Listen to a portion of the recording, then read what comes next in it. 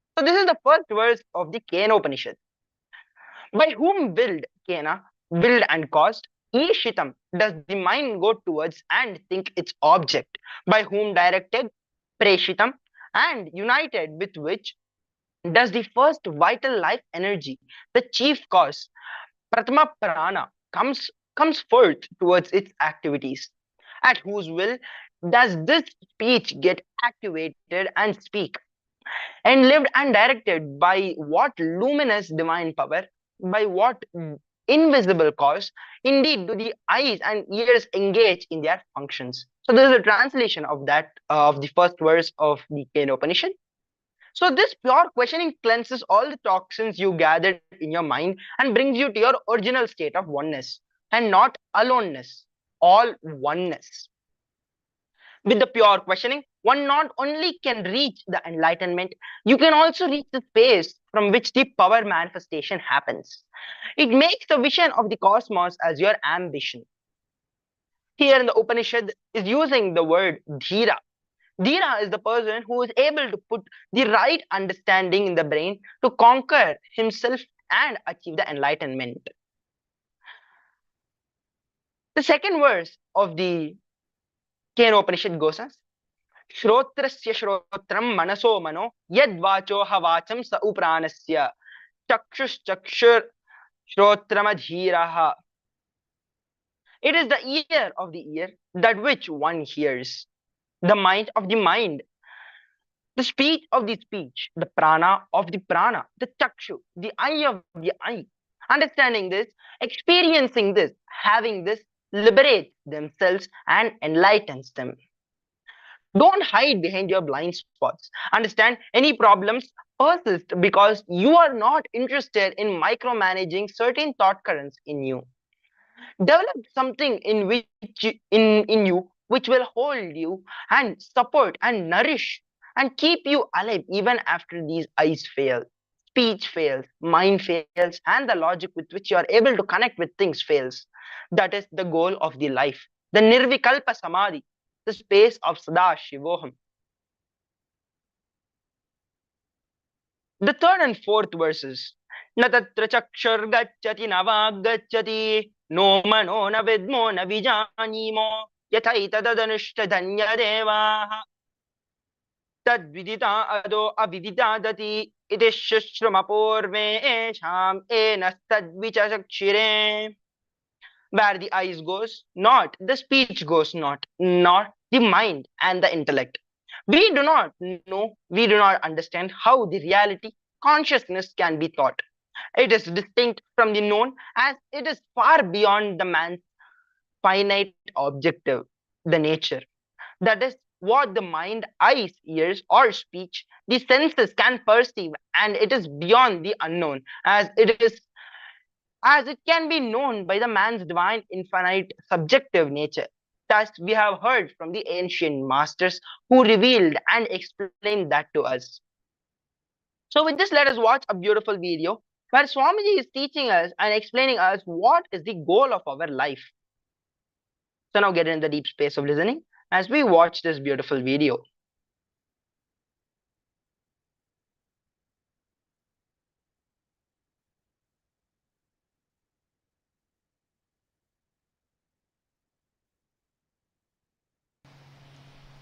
Please recite the Kenopanishad mantras 5, 6, 7, 8, 9 along with me, because all that you need to explore together.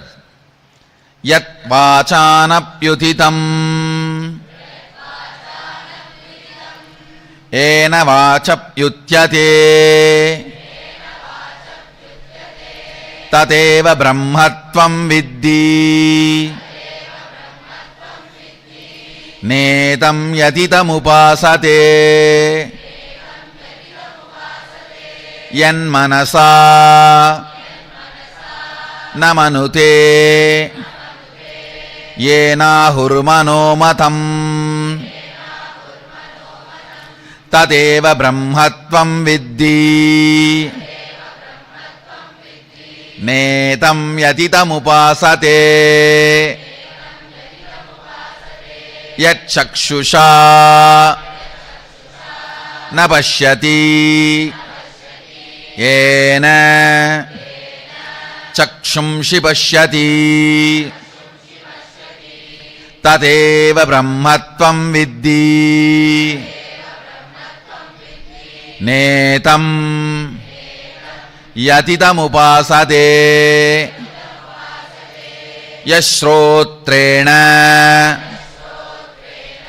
na shrunoti yenas shrotramitam shrutam tadeva brahmatvam viddhi netam yatitam upasate yat pranena na praniti yena prana praniyate tateva brahmatvam viddhi netam yatitam upasate. Listen, the essence of all these verses, not which can be seen, but through which it is seen. Listen, this verse has two dimensions. For example, you are seeing the hill. Beautiful, large hill ranges covered in snow. The world, that hill, and when it is perceived, the perception and experience you go through in my world, means in your world, both are not ultimate.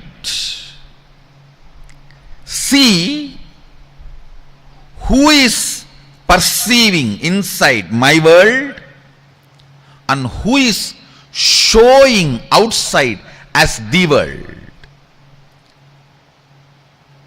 In both, if you start seeing the source, you will find Sadashiva. If you start looking, who is showing my world, your world, you will straight have the experience of Sadashiva.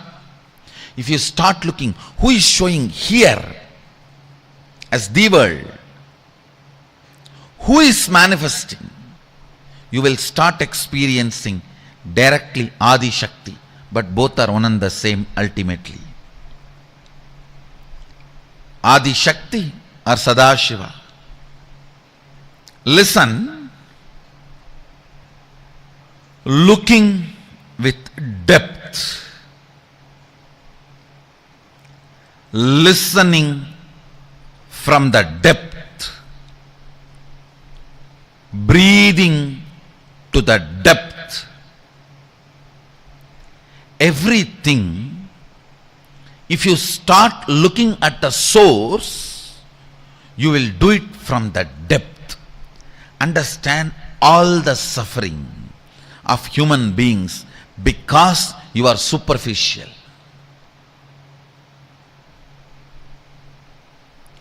Depth brings powerfulness, joy. Anything, whether it is breathing, seeing, listening, cognizing, anything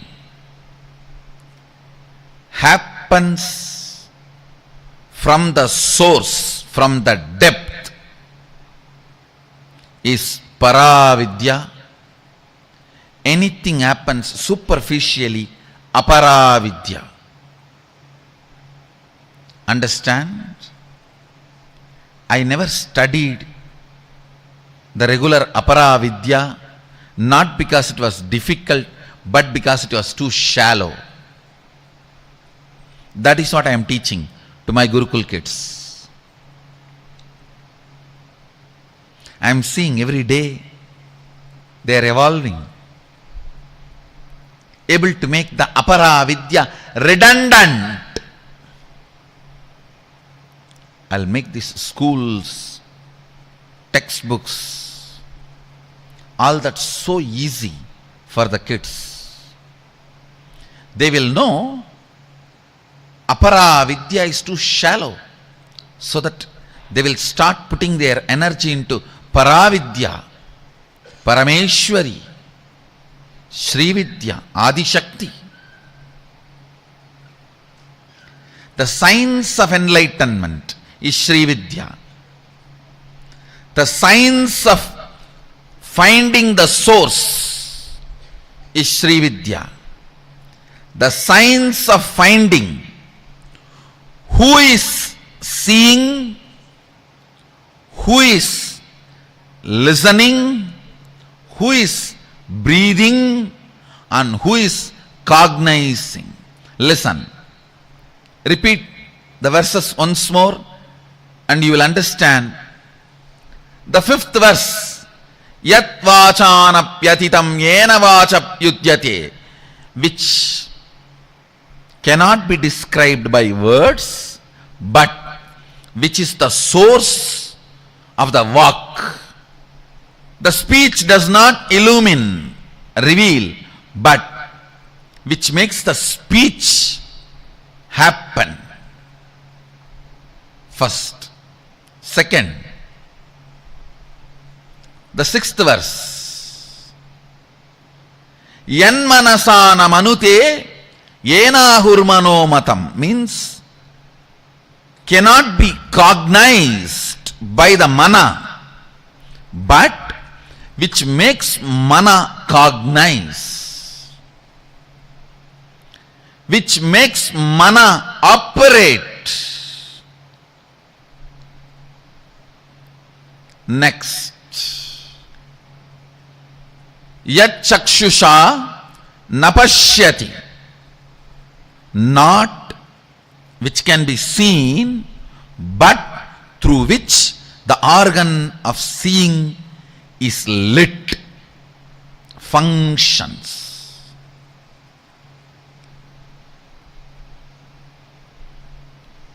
Yashrotrena nashrunoti, not by the listening, but through which the listening happens in you.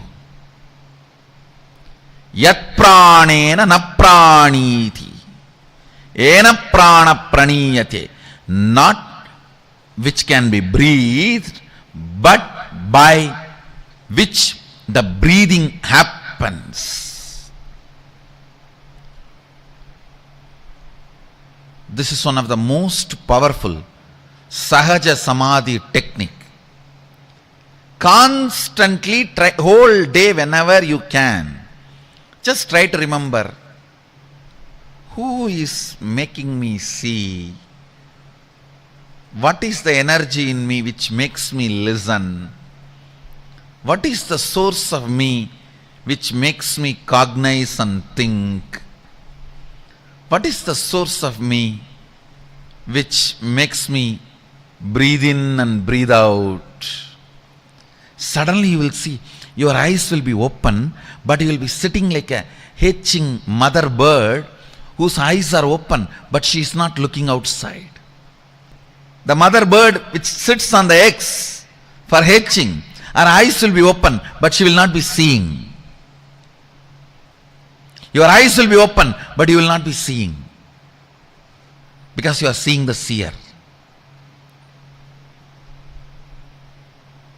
Whenever you find time, just try to sit, even for a few minutes. You will pick up Sahaja Samadhi. Your eyes are open, but you are not seeing. Your ears are open, but you are not hearing. You are not sleeping. Your cognition is alive, but you are not cognizing. That is the state called Sahaja Samadhi. After some time, even if you are cognizing, you will not be moved out of that state. You will continue to be in that state and you will continue to cognize. That's a perfection of Sahaja Samadhi. Understand these 5 verses of Upanishad is the most powerful technique, method for Sahaja Samadhi. The Gummi song today we were playing, it was from a great Siddha Purusha, Mahasiddha Konganavar.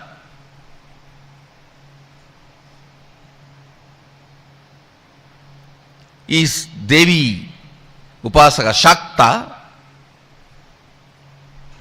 Originally the tradition says the Konganavar's Jiva Samadhi is there in Tirumala temple, and I do strongly believe it. Please understand, all the great incarnations were worshipped with the name of Siddha Purushas in south. The 18 great incarnations happened in the south. One of them is Konganavar.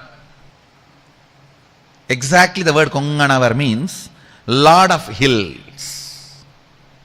Kongu means hill, Anavar means the Lord. Konganavar means the Lord of Hills. And he is supposed to be a Shakta when he was in the body. And it matches because the Venkateshwara's temple, if you see the main Garbhagriha Vimanam, above you will not see Garuda, you will see Simha. And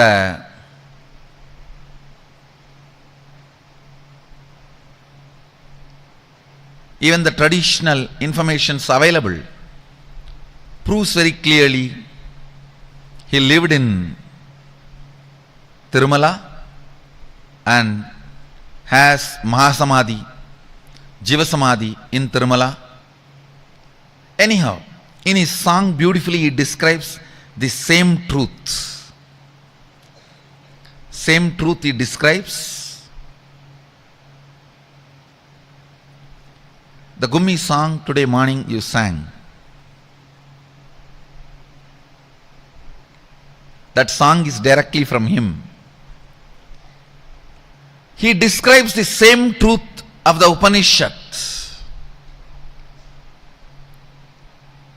in at least 10 verses.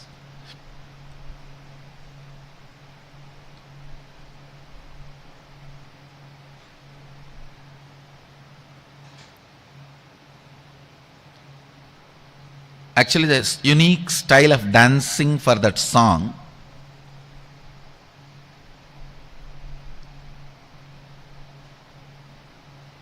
That Gummi songs churns your whole biomemory and muscle memory. The way you need to turn around, rotate your body, it's called whirling. In Siddha tradition,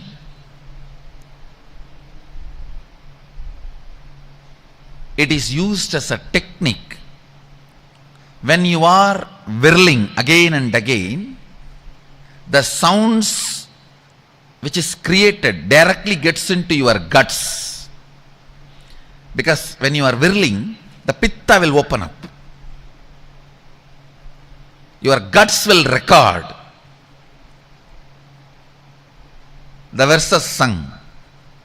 So such beautiful mantra like verses, and you are whirling, it will just become your biomemory and muscle memory. It's one of the most powerful spiritual technique. So even if you miss kirtans, don't miss Gummi songs. It's one of the ancient method of creating right biomemories and muscle memories. It's called, the Kunganavar songs are called Valai Kummi. There are other two Siddhas. Actually, totally 16 Kummi songs are there on Sadashiva, well known.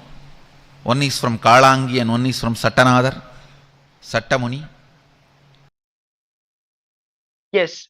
So we had to stop over here because the darshan is starting soon and we have to be entering into the preparations for darshan. So after this, we'll be continuing this session. So now let us enter into the preparations for the darshan, as shortly the darshan will be starting.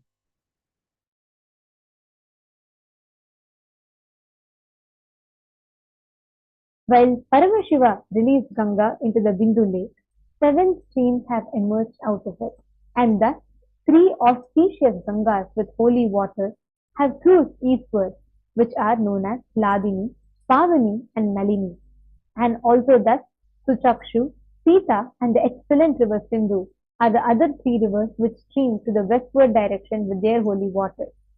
Of them, the 7th, Ganga, flows towards the path of Bhagiratha's chariot, and that great resplendent kingly sage, Bhagiratha, sitting in a divine chariot, moved ahead, and even Ganga followed him. Thus Ganga came from heavens unto Shankara's head, from there onto the earth, and from there on, with her waters, advanced with a tumultuous sound, advancing them.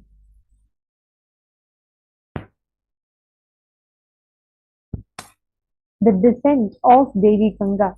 The form of Paramashiva that received Ganga on his head is Ganga Dharamurti. The form of Paramashiva that released Ganga from his jatas is Ganga Visarjanamurti. Today, all of us are going to be having the live darshan of these very forms of Paramashiva. And we are all going to be receiving the initiation into super determinism, initiation into will persistence.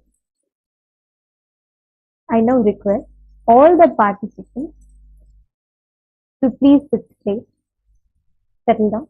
Please come in front of the camera.